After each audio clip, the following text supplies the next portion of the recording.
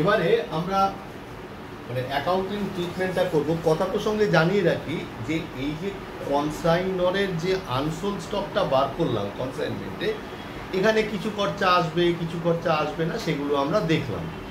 এখানে কিন্তু ছেলেমেয়েতে যেটা খুব ভুল হয়, যখন আমরা অ্যাকাউন্টিং ট্রিটমেন্ট করবো না, তখন কিন্তু আমরা এখানে সবই আনবো। এখানে তো আর আমরা আনসোল্ড স্টক ক্যালকুলেশন করতে বসিনি। আমরা এখানে যা আছে ধরে যেরকম যেরকম জিনিসপত্র আছে সেই অনুযায়ী আমরা পর অ্যাকাউন্টিং ট্রিটমেন্ট করে যাব। তাহলে অঙ্কটা কার বইতে করব? অবশ্যই সৌরভের বইতে করব। তাহলে লিখব ওপরে in the books of Sourav. কনসাইনমেন্টটা কোথায় করছে? ব্যাঙ্গালোরে, তাই না? তাহলে in the books of Sourav এটা আমি আর লিখলাম না, লেখ consignment to Bangalore account. Consignment to Bangalore account হলো যেমন একটা লেজার দেখতে হয় তেমনই টানবো। এই লেজারটা মোটামুটি হাফ পাতা টানি, আর তার নিচে কনসাইনি অ্যাকাউন্ট। কনসাইনি এখানে লিখলে দ্রাবিড়, তাহলে আর একটা অ্যাকাউন্ট লিখবো দ্রাবিড়। এটা আমার এখানে আর ধরছে না, এটা আমি বলতে বলতে যাব, পোস্টিংটা করবি। তাহলে ডেবিট ক্রেডিট বসালাম, ডেট দিলাম, এদিকেও তাই করলাম, ডেট দিলাম। এগুলো আমি আর লিখছি না, যেমন হয় তেমন। তো প্রথমে আমরা এখানে একটু ডেটটাও ফলো আপ করবো। কি বলেছে এখানে? বলেছে যে সৌরভ জিনিসটা পাঠিয়েছে কবে? জানুয়ারি মাসের 1 তারিখ 2012। তাহলে জানুয়ারি মাসের 1 তারিখ 2012, 1/1/2012। আমাকে কিন্তু ওয়ার্কিংটা খুব হেল্প করবে। দেখ কত গুড সেন্ড করেছি, ওখানে লিখেছি।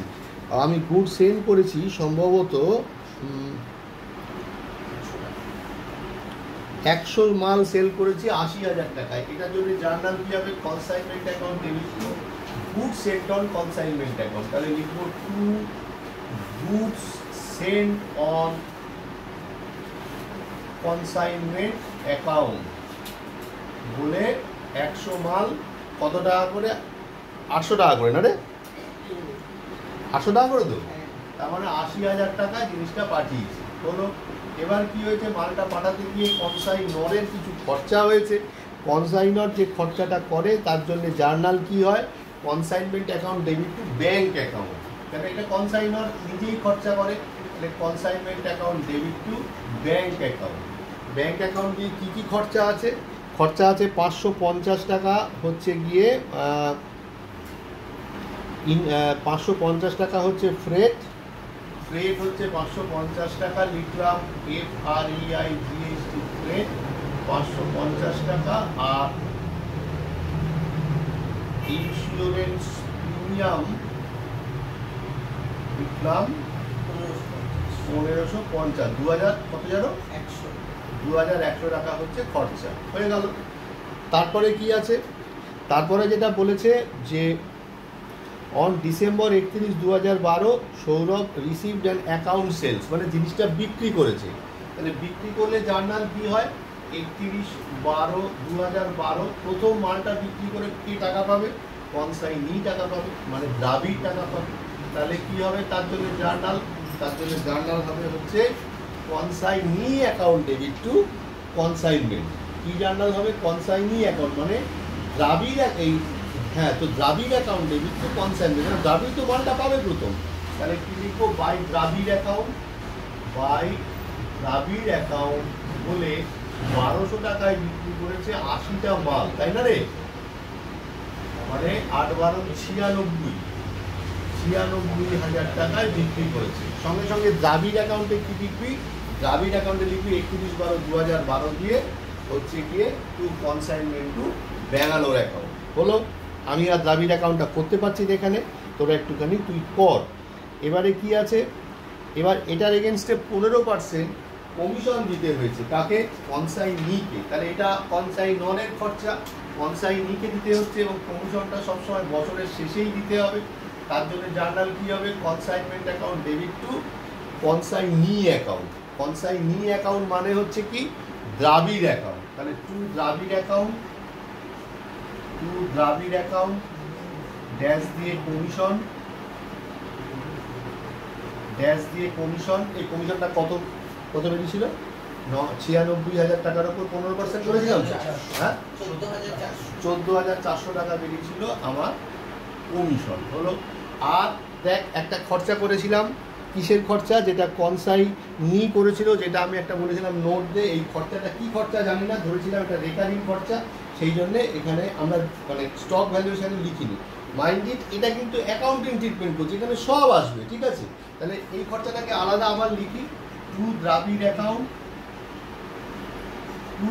অ্যাকাউন্ট ড্যাশ দিয়ে এক্সপেন্সেস কত টাকা? 20,000 টাকা। তাহলে দ্রাবিড় অ্যাকাউন্টে আবার লিখবো by consignment to Bangalore account. তাহলে আমি দ্রাবিড় অ্যাকাউন্টে দুটোই লিখবো, by consignment to Bangalore, by consignment to Bangalore commission আর এক্সপেন্সেস। এই হয়ে গেল। এই হয়ে যাওয়ার পর তারপরে কি হয়েছে? কিছু মাল আনসোল্ড অবস্থায় থেকে গেছে, যেটা আমরা ওয়ার্কিং করে বার করেছি।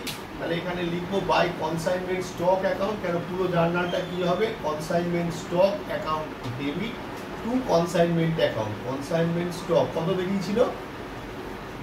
কনসাইনমেন্ট স্টকটা কত বেরিয়ে, আনসোল্ড স্টকটা কত বেরিয়েছিল বল?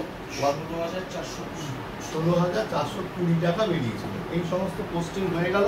এবার পোস্টিং হয়ে যাওয়ার পর আমরা ডেবিট দিকটা যোগ, ক্রেডিট দিকটা যোগ করলাম। 96,000 যোগ 16,420, 1,12,420 টাকা।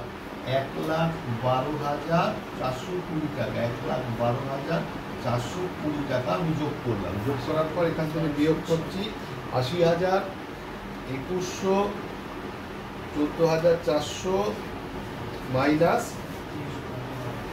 20,000, তাই না? আচ্ছা, ঘটনা প্রসঙ্গে জানাই, এই দিকটা বেশি, বুঝলি তো? ডেবিট দিকটা বেশি। তাহলে ডেবিট দিকটা যদি বেশি হয়, তাহলে সেক্ষেত্রে কি হচ্ছে? এই দিকটা আগে যোগফলটা বসাই। তাহলে 80,000 যোগ 2,100 যোগ 14,400 যোগ 20,000, 1,16,000, 1,16,500 হলো। তাহলে এখানে লিখলাম 1,16,500, 1,16,500। এখান থেকে আমরা 96,000 আর হচ্ছে গিয়ে 16,420 মাইনাস করলাম, করে বেরোলো 4,080 টাকা। তাহলে 4,080 টাকা হচ্ছে আমার লস। তাহলে কি লিখবো? By profit and loss account dash দিয়ে লিখলাম লস অন কনসাইনমেন্ট। কত টাকা? না 4,080 টাকা। তাহলে 4,080 টাকা হচ্ছে আমার লস। হয়ে গেল। এই হয়ে যাওয়ার পর এবার আমরা কি করব?